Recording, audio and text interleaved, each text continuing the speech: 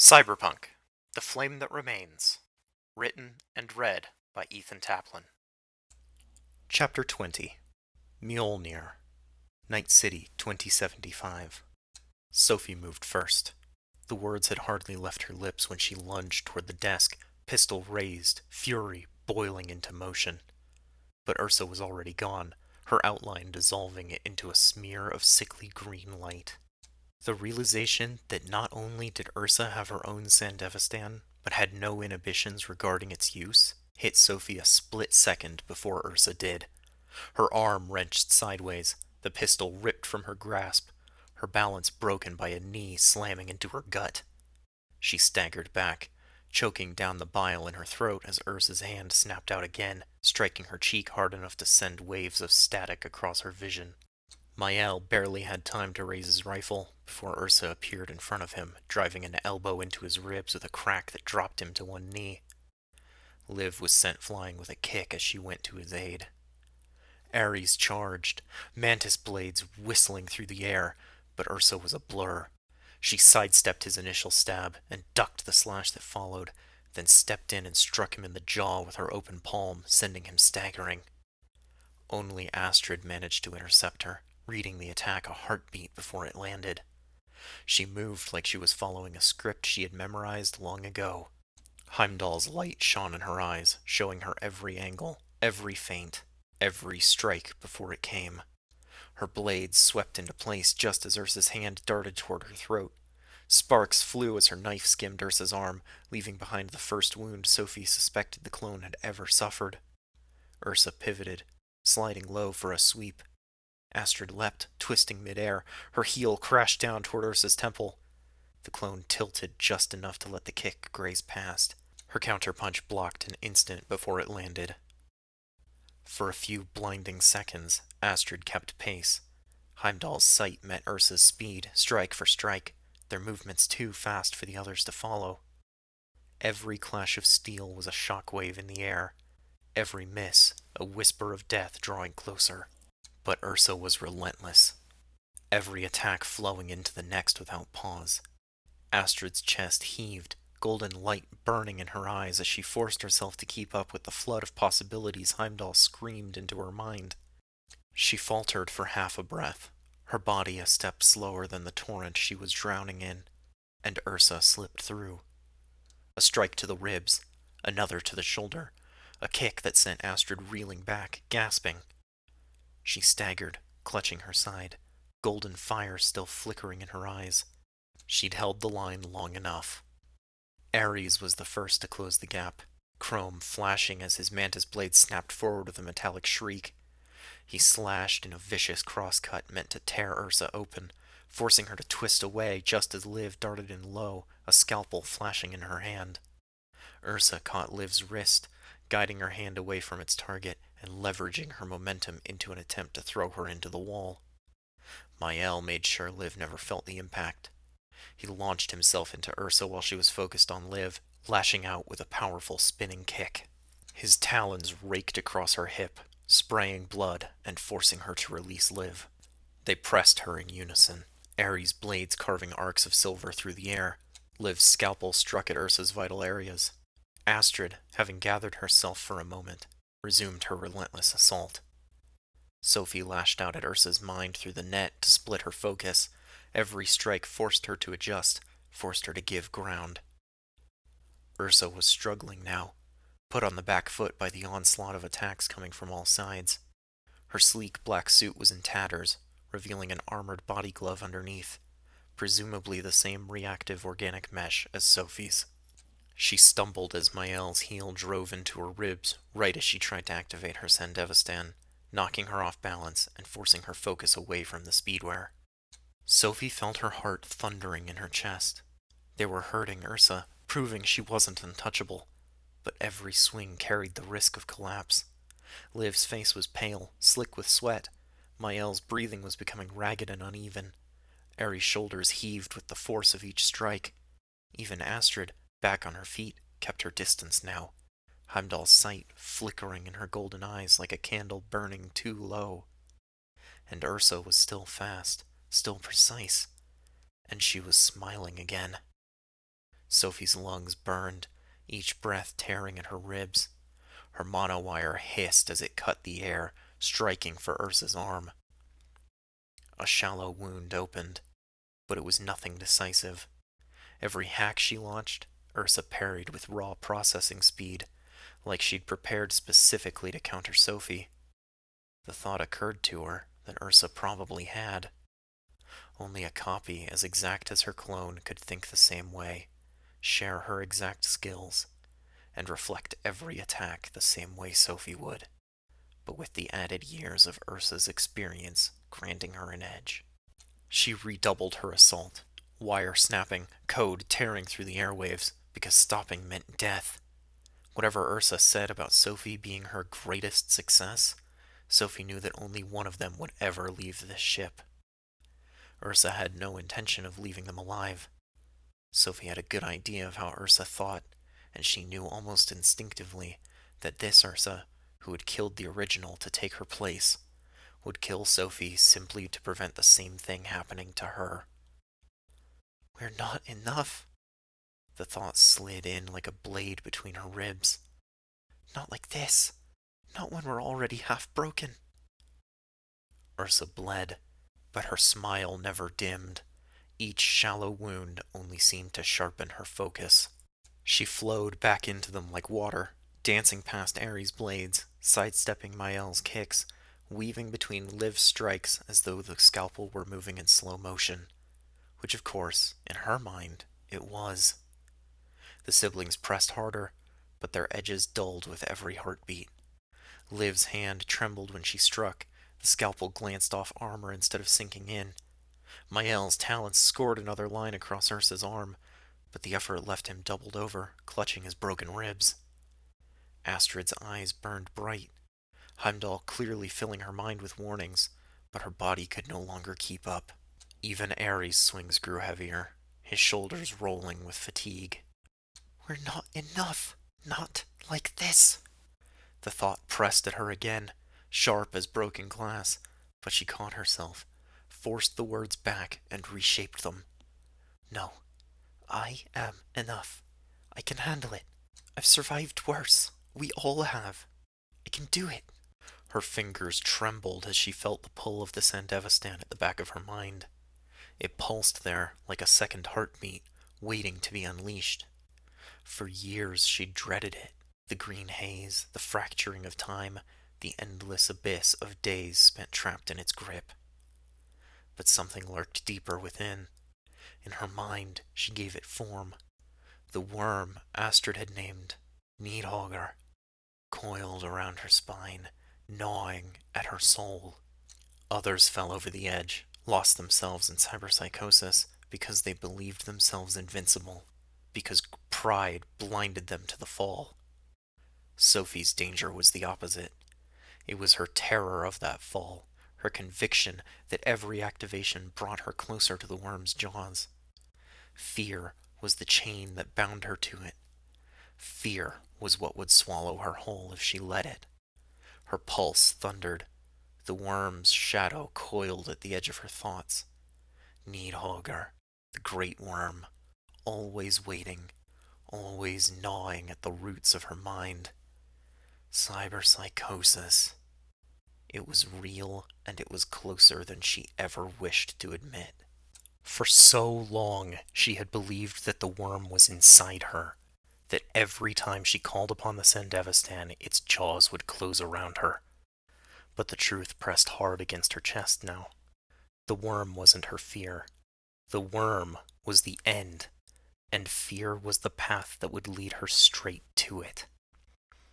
She forced a breath past clenched teeth, raising her wire again.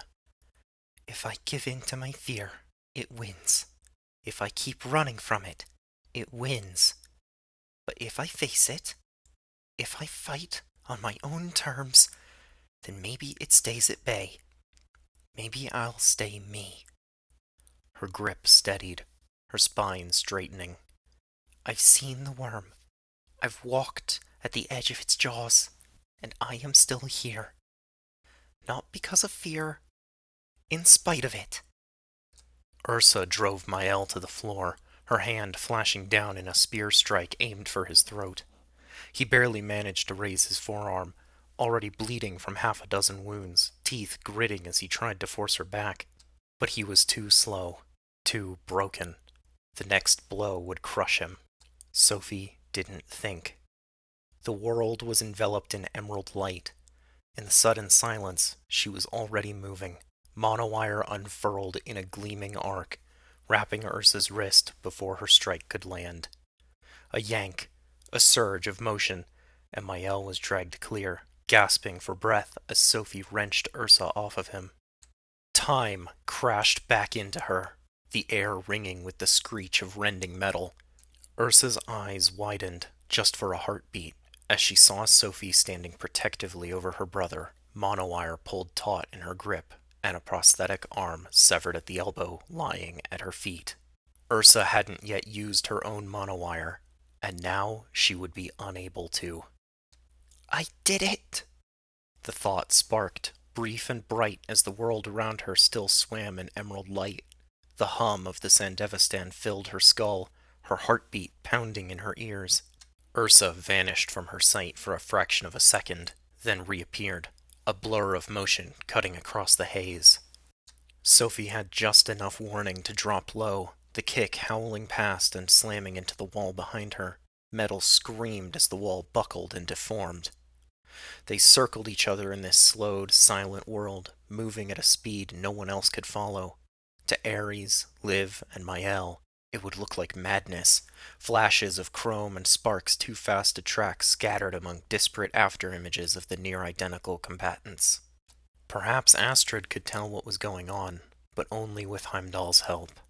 Here, in the viridescent silence, Sophie saw every twitch, every strike, every drop of blood or hydraulic fluid left suspended in the air as they danced. Ursa's teeth were bared, her precision shattered. She looked feral now, wild-eyed and snarling, rage spilled from every motion. "You little thief!" she spat, her voice warped and echoing in the distortion of their shared, timeless existence. "You dare use my gift against me!" She lunged again, faster, heavier. Her strikes had lost their elegance, but each one carried brutal intent, meant to shatter bone and tear flesh. Sophie's monowire screamed through the air in answer, sparks dancing as it clashed against chrome. Sophie pressed in, wire snapping for Ursa's throat, her ribs, her remaining arm. Every strike came faster, sharper, her body moving as though it had finally remembered what it was made for.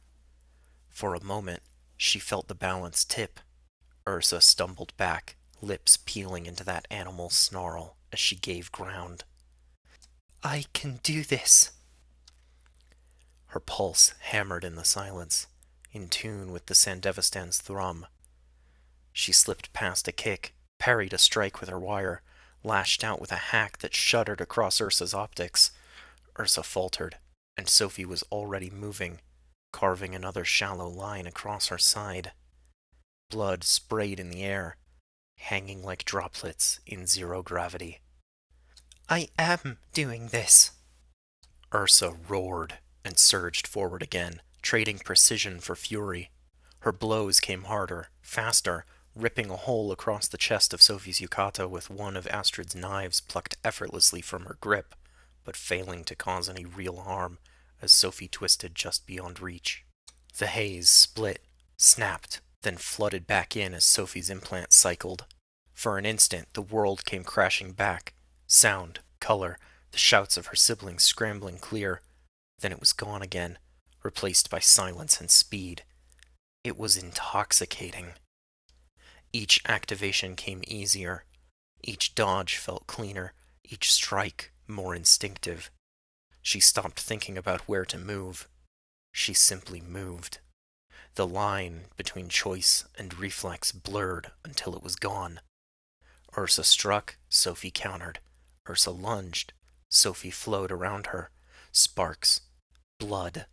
Silence. "I've seen the worm. I've walked the edge. It can't touch me." But somewhere in the back of her mind, she felt the coils tightening. Not teeth, Not claws, just the cold absence of choice. The strikes weren't hers anymore. They simply happened.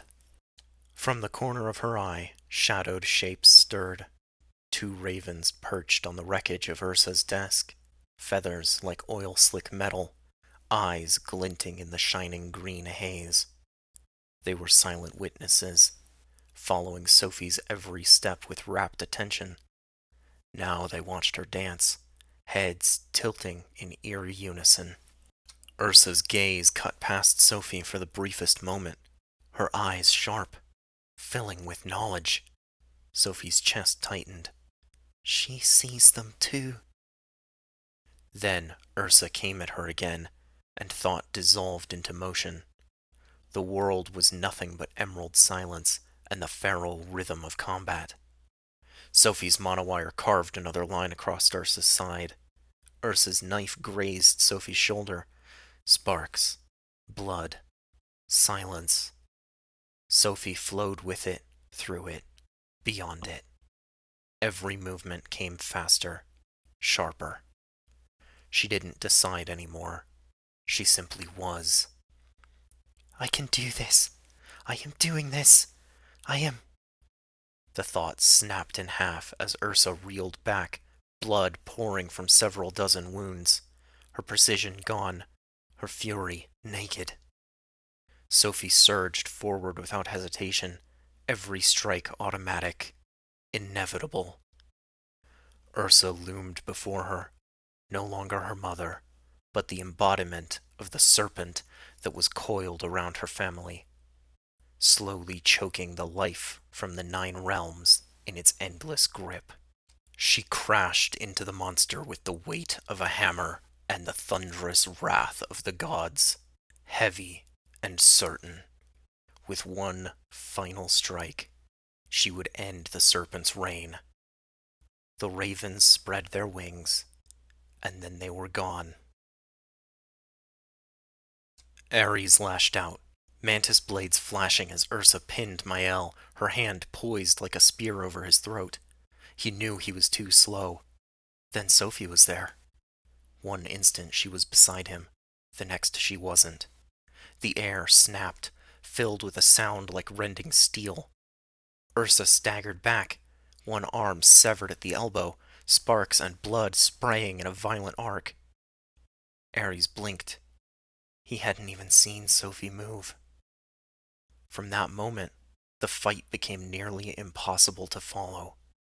Sophie and Ursa blurred through the room in flashes, each impact leaving dents in steel and sprays of blood. To his eyes, it was like watching lightning strike over and over in the same spot. No beginning, no end, only destruction in between. Liv dragged Mjölnir back, her hands slick with his blood. Astrid staggered to Ares' side, golden light burning in her eyes as they flitted around the room. Ares could only guess how much her implant let her follow, but she seemed overburdened by the information she was taking in. Ares clenched his fists, helpless. All he could do was watch as Sophie and Ursa tore each other apart, and he couldn't even see it happening right in front of him. Their movements, faster than thought, faster than anything but each other, were lost to his eyes. Sparks filled the air, blood painted the walls. The entire ship seemed to shudder under their footsteps. And then, silence. Sophie stood over Ursa as she crumpled to the floor, blood pooling beneath her, the fury gone from her eyes at last. Sophie didn't even seem to notice. She stood motionless, monowire slack in her grip, chest rising and falling as she gasped for air. Her eyes were fixed ahead, unfocused. Blood streaked her face and arms, her yukata torn open across the chest. But she didn't look down at her wounds. She didn't look at Ursa's body at her feet. She didn't look at any of them.